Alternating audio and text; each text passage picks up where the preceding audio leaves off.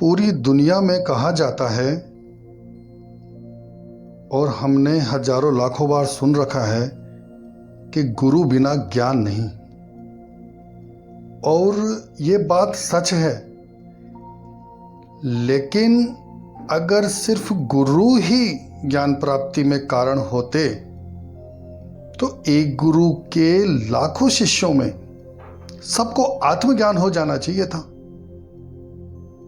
लेकिन ऐसा नहीं होता।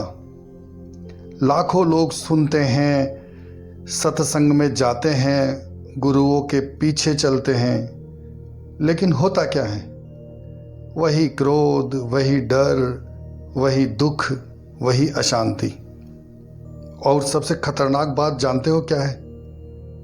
जहां सवाल पूछना बंद हो जाता है वहीं से अंधभक्ति भी शुरू हो जाती है। और जिस दिन आदमी सिर्फ भीड़ देखकर मानने लगता है, उसी दिन से उसकी खोज खत्म हो जाती है। अगर आज की बात समझ गए ना, तो जीवन में कभी अंधभक्ति नहीं करोगे।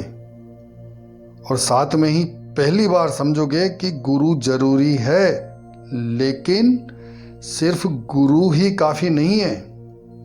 नमस्कार दोस्तों, आप सभी का स्वागत है। दोस्तों, आज का वीडियो बहुत गहरा होने वाला है। इसमें हम गहराई से जानेंगे कि क्यों ज्ञान प्राप्ति में गुरु पूर्ण रूप से कारण नहीं है। तो दोस्तों, वीडियो को पूरा अंत तक जरूर देखें। दोस्तों, अगर आज के वीडियो को आपने समझ लिया ना, तो यकीन मानना दोस्तों, जीवन में कभी अंधभक्ति नहीं आएगी। और यही सबसे बड़ी सुरक्षा है। मैं एक दृष्टांत से शुरू करता हूं। दृष्टांत बोल दो या एक मेरा प्रश्न है। मैं कई लोगों से एक प्रश्न पूछता हूं कि मान लीजिए आप रूम में बैठे हो और टेबल पर कोई भी चीज़ रखी हुई है। मान लेते हैं कि एक बुक रखी हुई है, एक पुस्तक रखी हुई है। मेरा लोगों से यह सवाल होता है कि ये जो बुक आपको दिखाई दे रही है, इसमें आपकी आंखें कारण है या उस बुक पर गिरने वाली लाइट या प्रकाश? बहुत सीधा सा प्रश्न है दोस्तों। किसी भी चीज के दिखाई देने में आंखें कारण है या प्रकाश कारण है? तो दोस्तों, काफी लोग मुझे जवाब देते हैं कि आंखें। और मैं उनसे बोलता हूं कि आपका जवाब सही नहीं है। अगर आंखें कारण होती तो वो बुक अंधेरे में भी दिखाई देनी चाहिए, जबकि अंधेरे में आंखें खुली रखने पर भी वो बुक हमको दिखाई नहीं देती है। इसी तरह से काफ़ी लोग मुझे जवाब देते हैं कि नहीं, लाइट इसमें कारण है। मैं उनसे भी बोलता हूं कि आपका ये जवाब भी गलत है। अगर सिर्फ लाइट या प्रकाश कारण होता किसी भी चीज़ के दिखाई देने में, तो आप आंखें बंद कर लो, दिख जाएगी क्या वो चीज़? दोस्तों, गौर करना इस बात पर, बहुत गहरी बात है ये। तो सही जवाब क्या है इस प्रश्न का?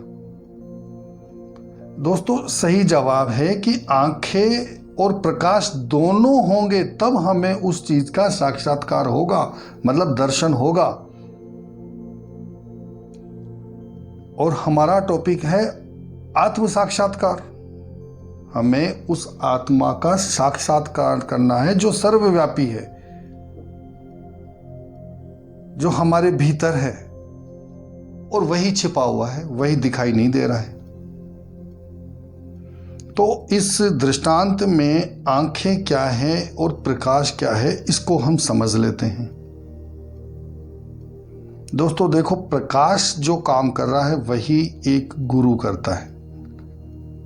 गुरु का रोल सिर्फ इतना सा है कि अंधेरे में उसने टॉर्च जला दी। देखो, गुरु का मतलब यही होता है। गु बोलते हैं अंधकार को, रू बोलते हैं प्रकाश को, जो अंधकार का नाश करे।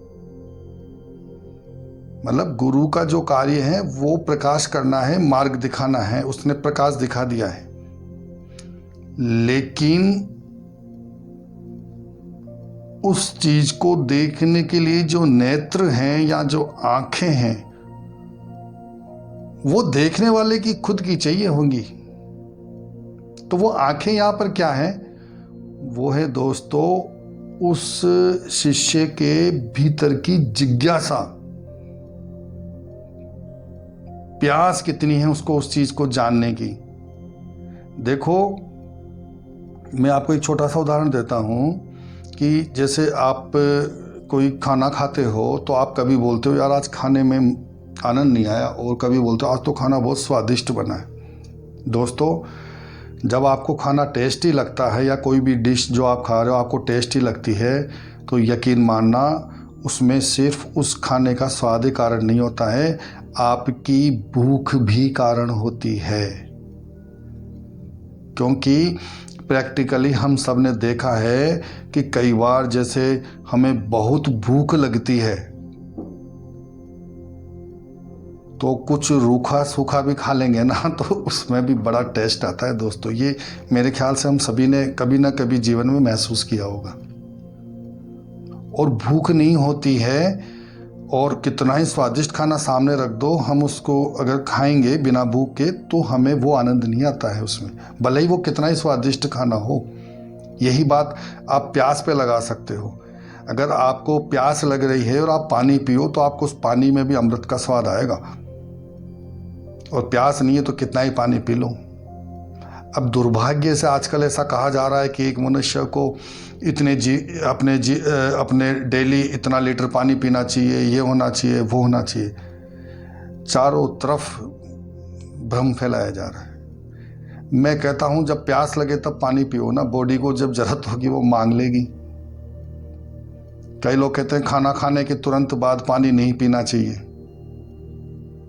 मैं कहता हूं ठीक है, प्यास नहीं लग रही है तो आप मत पियो, लेकिन अगर प्यास लग रही है तो पी सकते हैं। खैर हम विषय से भटक रहे हैं, मैं वापस विषय पे आता हूं।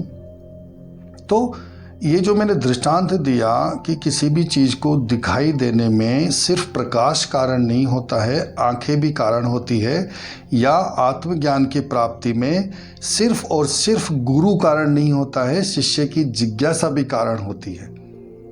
इसलिए दोस्तों सिर्फ गुरु मत ढूंढते रहो, अपने भीतर जिज्ञासा को भी जगाओ, सच को जानने की फायर जलाओ। क्योंकि गुरु सिर्फ रास्ता दिखा सकता है, चलना आपको खुद है।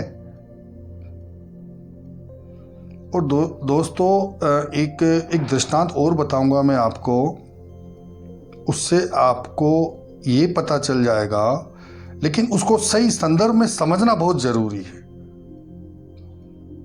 सही संदर्भ में समझना बहुत जरूरी है। मैं पूरी कोशिश करूंगा अपनी तरफ से आपको समझाने की। आप लोग मेरे साथ बने रहिएगा। वीडियो पसंद आ रहा हो तो इसको लाइक और शेयर ज़रूर करें, और आगे भी ऐसे ही गहराई वाले सच जानते रहने के लिए चैनल को सब्सक्राइब भी करें। तो दोस्तों एक दृष्टांत लेते हैं और फिर उसकी व्याख्या करके उसको समझते हैं कि मैं कहना क्या चाह रहा हूँ। दोस्तों बहुत पहले की बात है, बहुत पुराने ज़माने की बात है। एक कंजूस व्यक्ति था, बहुत ही ज़्यादा कंजूस था। हालांकि उसके पास रुपए पैसे की धन की कमी नहीं थी, लेकिन बहुत ज़्यादा कंजूस या कृपण था वो व्यक्ति। एक बार वो कहीं जा रहा था तो उसके हाथ से या उसकी पॉकेट से एक सिक्का गिर गया। आप 10 रुपए का सिक्का मान लो, या उस ज़माने के हिसाब से कोई भी एक सिक्का मान लो, एक बहुत छोटा अमाउंट। तो अब उसको कहीं जाना था तो उसने सोचा कि चले या इस सिक्के को ढूंढे। अब चूंकि वो कंजूस तो था ही, तो वो कल्पनाएं करने लगा कि यार अगर ये सिक्का मुझे मिल जाए तो मैं इस 1 के 2 करूँगा, 2 के 4 करूँगा, 4 के 8 करूँगा, 8 के 16 करूँगा, और ऐसे करते करते मैं हजारों सिक्के कर लूँगा। बहुत बड़ी रकम बन सकती है। तो वो व्यक्ति वहीं पर अपने सिक्के को ढूंढने लग जाता है, और उस सिक्के को ढूंढने में उस व्यक्ति ने 3 दिन लगा दिए, घास फूस में ढूंढता रहा वहाँ, और लोग उसकी हंसी उड़ाते रहे, उसको कहते रहे कि अरे भाई क्या ढूंढ रहा है तू, छोड़ उसको, क्यों अपना समय व्यर्थ कर रहा है। लेकिन वो कंजूस था, तो उसने कहा नहीं मैं सिक्का ढूंढूंगा, मुझे, मेरा बात सिर्फ एक सिक्के की नहीं है, मेरा बहुत बड़ा लॉस हो रहा है। क्योंकि उसने कल्पनाएं कर ली मन में कि 1 के 2, 2 के 4, 4 के 8। वो ढूंढता रहा, और देवयोग से या संयोग से दोस्तों तीसरे दिन उसको सिक्का तो मिला नहीं, लेकिन एक हीरा उसको मिल गया, डायमंड, जिसकी वैल्यू होगी करोड़ों में।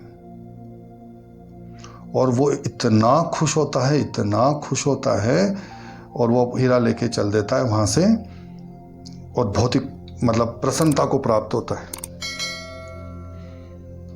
अब दोस्तों इस दृष्टांत की व्याख्या करते हैं। इसमें 2-3 चीज़ें निकल के आ रही है जिनको बहुत गहराई से समझना ज़रूरी है। इसका जो वास्तविक अर्थ है, जो रियल मीनिंग है, वो पकड़ में आना चाहिए। दोस्तों एक बात तो ये निकल के आ रही है कि अगर वो उस सिक्के की खोज नहीं करता तो ये तो तय है कि उसको वो हीरा भी नहीं मिलता। मतलब हम ये कह सकते हैं कि हीरे की प्राप्ति में सिक्के की खोज करना एक कारण था। इसका वाइस वर्सा सही नहीं, इसका उल्टा सही नहीं है कि अगर हम सिक्के की खोज करेंगे तो साहब हमें हीरा ही मिलेगा। आप समझने की कोशिश करना, बहुत गहरी बात कर रहा हूं मैं आपसे। मैं ये कहना चाह रहा हूं कि जिस प्रकार हीरे की प्राप्ति में सिक्के की खोज एक कारण था, उसी प्रकार से जो परम पुरुषार्थ है, बहुत महान जो अर्थ रूप जो आत्म तत्व है, उस आत्म तत्व की प्राप्ति में भी गुरु पूर्णतया कारण नहीं होने पर भी कारणता को प्राप्त हो जाता है।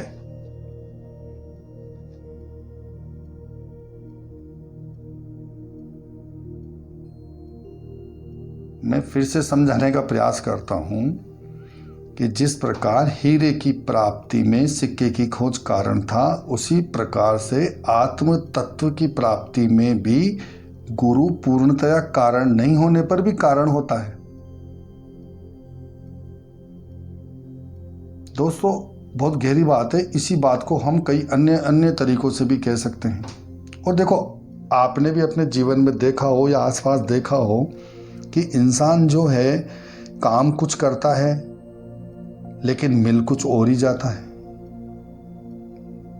मतलब काम हम क्या कर रहे हैं लेकिन फल कुछ और है। आज जितने भी जो सेलिब्रिटीज़ है या सक्सेसफुल पर्सन्स हैं, उनकी आप जब जीवनी पढ़ते हो या उनके इंटरव्यूज़ को सुनते हो तो एक चीज़ बहुत कॉमन आती है कि मैं फिल्म स्टार नहीं बनना चाहता था, मैं फलाना वो प्रोफेशन में जाना चाहता था, लेकिन मैं गया वहाँ और वहाँ ऐसी घटना घटी, उससे मैं इधर मुड़ गया।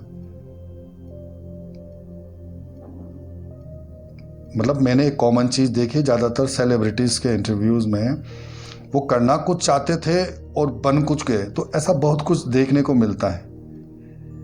मैं यहाँ पर जो बात कहना चाह रहा हूँ वो मैं यही कहना चाह रहा हूँ कि हम ढूंढते कुछ और है और हमको मिल कुछ और जाता है। यानी कि मैं वही बात कह रहा हूँ कर्म और ज्ञान वाली, कि हमें हमारे कर्तव्य कर्म करते रहना चाहिए।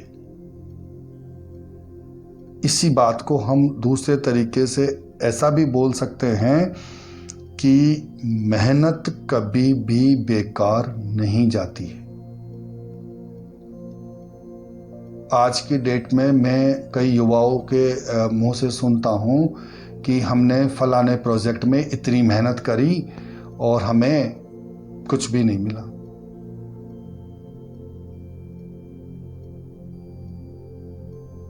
दोस्तों अभी हम लोग इतने समझदार नहीं हुए हैं कि उसकी रजा को समझ सके।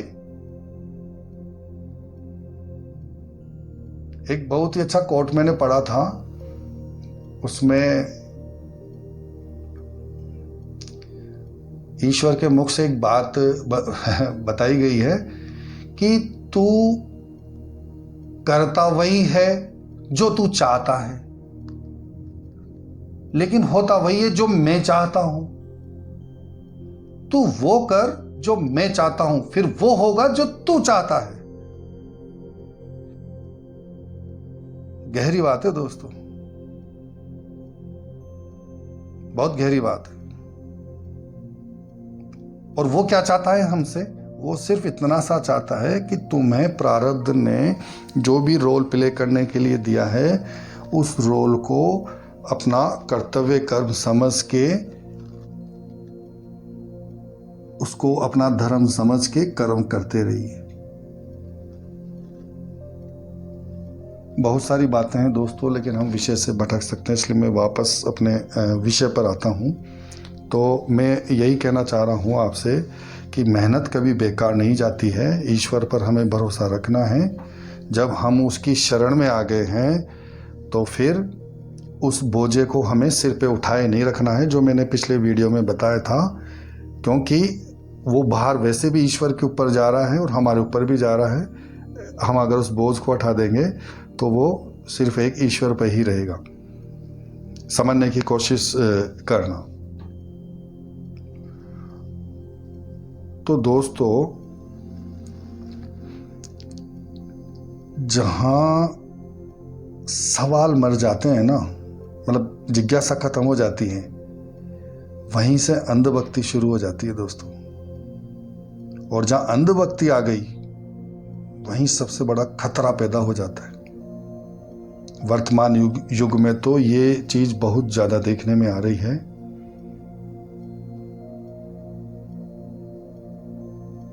और एक बात और ध्यान रखना कि सच्चा गुरु जो होगा ना, वो तुम्हें खुद पर निर्भर बनाएगा, न कि अपने ऊपर। मतलब इसको यूं समझो कि जैसे मान लीजिए कोई जरूरतमंद है, या मान लीजिए कोई भिखारी है, तो उसको एक किसी व्यक्ति ने पैसे दे दिए उस भिखारी को, उसके कटोरे में कुछ पैसे डाल दिए, मदद कर दी उसकी। लेकिन एक मान लीजिए कोई इंसान उसको सच्चे गुरु के रूप में मिल गया और उसने उसको पैसे ना देकर पैसा कमाने का तरीका बता दिया कि भाई तू ये काम कर ले, इससे ऐसे तेरी आमदनी हो जाएगी। तो आप ही बताओ दोस्तों, कौन बड़ा हुआ?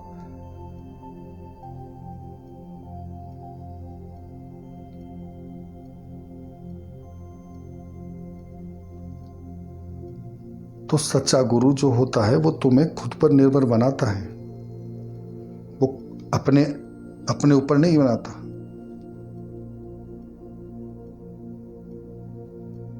और सही पूछो तो समस्या गुरु में नहीं है दोस्तों, समस्या बिना समझे समर्पण में है। और यही दुख का कारण है, यही दुख देता है।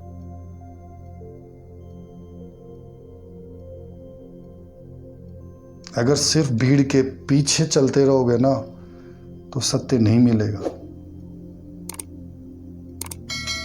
सत्य को जानने के लिए जिज्ञासा, ज्ञान की प्यास बोल दो, भूख बोल दो, जागरूकता बोल दो, ये चाहिए होगी दोस्तों।